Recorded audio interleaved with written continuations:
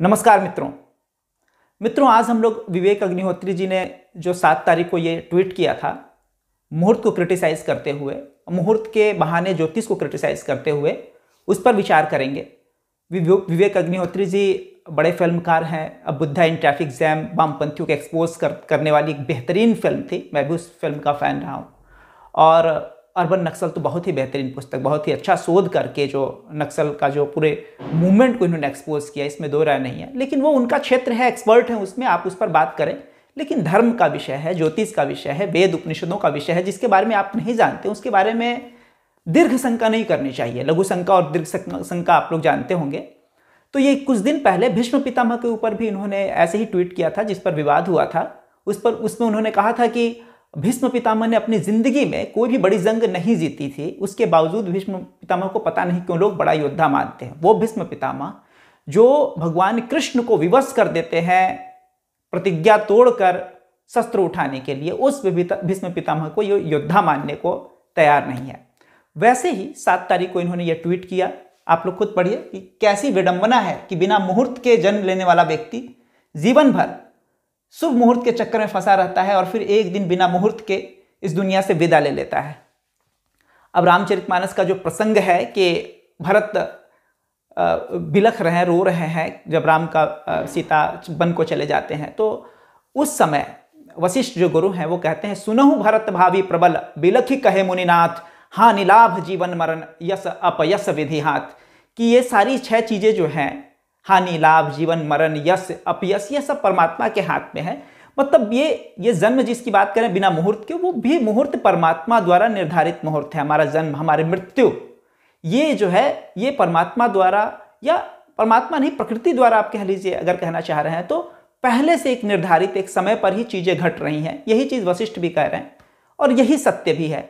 अब उदाहरण के रूप में ही देखिए कि इन्होंने जिस समय ये ट्वीट किया है, हम उस ट्वीट के समय पर की ही एक कुंडली बना लेते हैं और देखते हैं कि किन ग्रहों ने इन्हें ऐसा पतित ट्वीट करने के लिए विवश कर दिया। इन्हें खुद पता नहीं।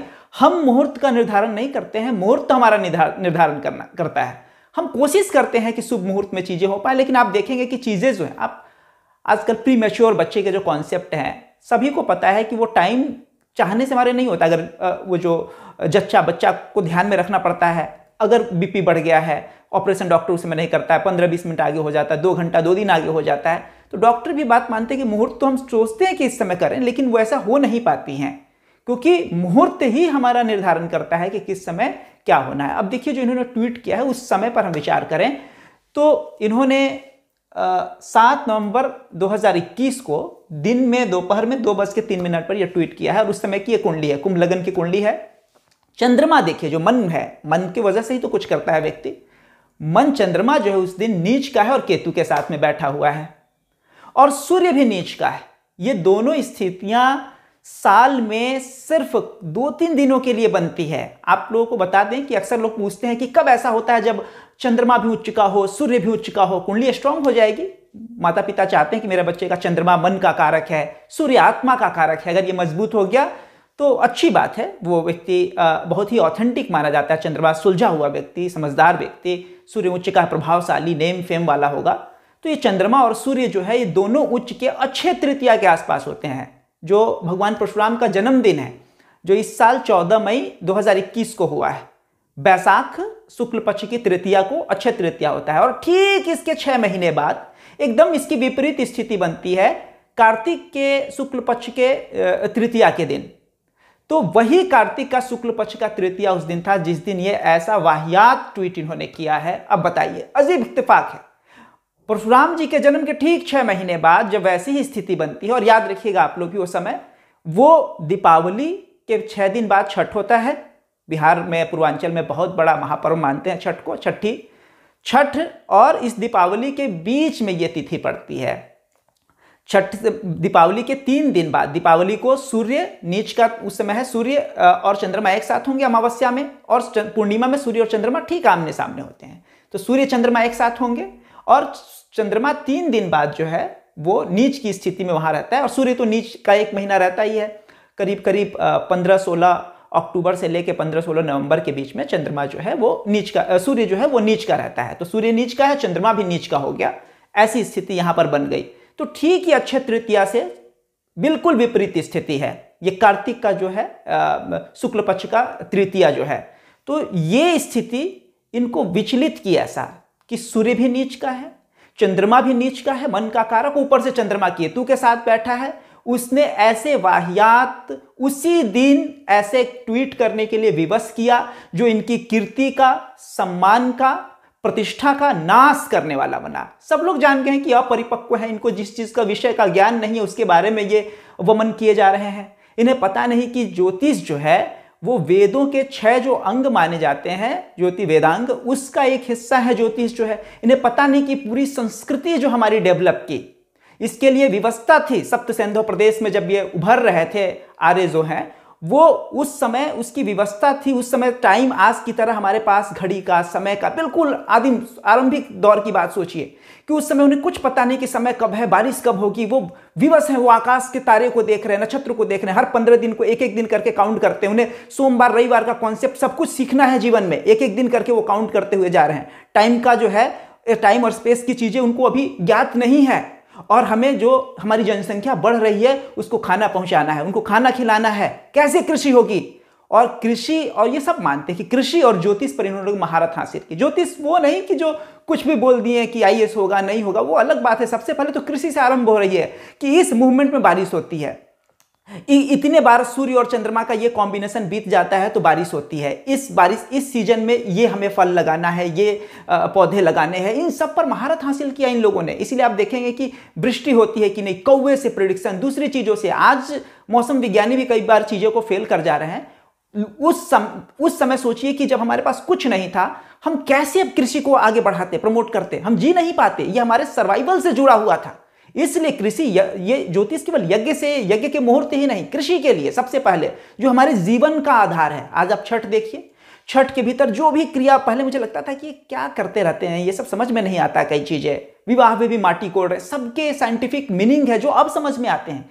और इसी के द्वारा हम जीवित रहेंगे, सर्वाइव हम इसी के द्वारा करेंगे, क्योंकि ये प्रकृति ओरिएंटेड है। प्रकृति के साथ ये कृषि व्यवस्था जो हमारी है वो प्रकृति के साथ जुड़कर है, उसी से जिएंगे। आबाद दोहन अगर हम प्रकृति का ऐसे करते रहें तो पूरी दुनिया विनाश की ओर अग्रसर है। अगर जिएगी तो उसी वैदिक परंपरा से, जिसमें कृषि, ज्योतिष, जिसका महत्व रहा। इन सब चीजों की इतनी तो डेप्थ है नहीं।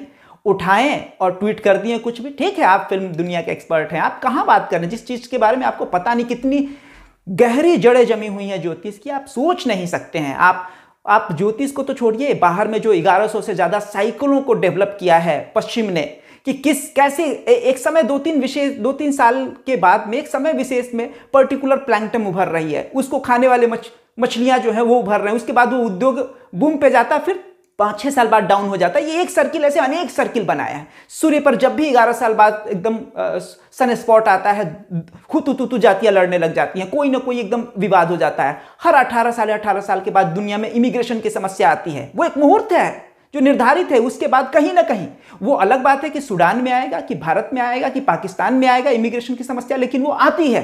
अब ये तो परमात्मा द्वारा निर्धारित मुहूर्त है। आप किसको, हम कितने ओछे हैं, कितने छोटे हैं, हमारी हैसियत नहीं है कि हम बात करें उसके ऊपर, हमारी औकात नहीं है। मनुष्य इसको भूल जाता है। जरा सा एक फिल्म क्या हिट हो गई, जरा सी एक पुस्तक क्या हिट हो गई, परमात्मा के बनाए नियमों को चुनौती देना आरंभ कर देता है। आप समझ पा रहे हैं कि कितनी बेवकूफी भरी ये ट्वीट है, कितनी मूर्खता भरी हुई है। आप खुद देखिए उस दिन का, खुद इन्हीं के ट्वीट के मूवमेंट का पोस्टमार्टम हो गया यहां पर। आप खुद उठाइए कुंडली, किसी भी सॉफ्टवेयर में देखिए, चंद्रमा भी नीच का है, केतु के साथ है, और सूर्य भी नीच का है। यह अक्षय तृतीया से बिल्कुल विपरीत स्थिति बनी पड़ी हुई है। और हमने नहीं कहा था, आपने नहीं कहा था इन्हें कि ये ट्वीट कीजिए, इन्होंने अपनी मर्जी से ये ट्वीट किया है। तो कहीं ना कहीं इनकी कुंडली में भी चंद्रमा, सूर्य कहीं ना कहीं इस प्रकार का दूषित होगा, जो इस प्रकार के कर्म करा रहे हैं। अभी दशाएं इनकी इस प्रकार की होंगी कि इस प्रकार की चीजें इनके द्वारा हो रही हैं। भगवान इनको सद्बुद्धि दें कि आगे से ये न लघु शंका इस प्रकार की करें, न दीर्घ शंका इस प्रकार की करें। हिंदू बहुत क्रोध में है, जो पाता है वही इसको क्रिटिसाइज कर देता है। इसके धर्म को सब मतलब जीना सिखा रहे हैं इन्हें, जो पा रहा है। वामपंथी तो वामपंथी, जो दक्षिणपंथी कहे जाते हैं, वो भी क्रिटिसाइज कर दे रहे हैं। इनके जो सांस्कृतिक हमारे मूल्य हैं, वैल्यूज हैं, उनके ऊपर कुछ भी बोल दे रहे हैं। कुछ समय पहले तो राम पर भी बोलते थे। वामपंथी तो बदनाम है, मौका पाते दूसरे लोग भी बोलते थे। लेकिन अब जो है, अब ऐसा माहौल बन गया है कि सब जय श्री राम कर रहे हैं। केजरीवाल से लेके संजय सिंह, सारे लोग कह रहे हैं कि जय श्री राम उनके भी हैं।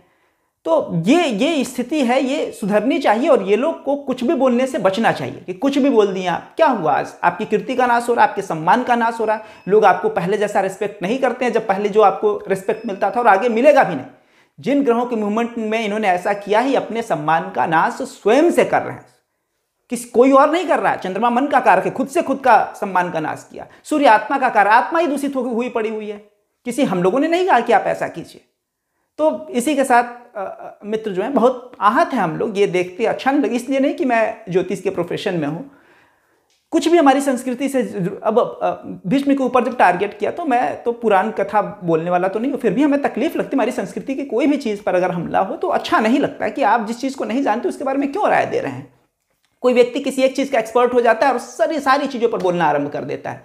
ये बहुत ही गलत ट्रेंड है, ये रुकना चाहिए। और भगवान करे कि विवेक अग्निहोत्री जी को भी सद्बुद्धि मिले और आगे से उनको सही में जो है सही दिशा भगवान दे उनको जो है। और अगर खराब ग्रह उनकी कुंडली में कुछ ऐसा है जो उनसे ऐसा करवा रहा है तो कुंडली कहीं देखें और ग्रहों की शांति करवाएं। इस प्रकार उटपटांग हरकत करने से बचें और जो इनकी कीर्ति का नाश हो रहा है, जो क्षरण हो रहा है, वो रुके। ठीक है मित्रों, फिर अगले किसी वीडियो में ऐसे ही टॉपिक पे बात करेंगे। तब तक के लिए वंदे मातरम।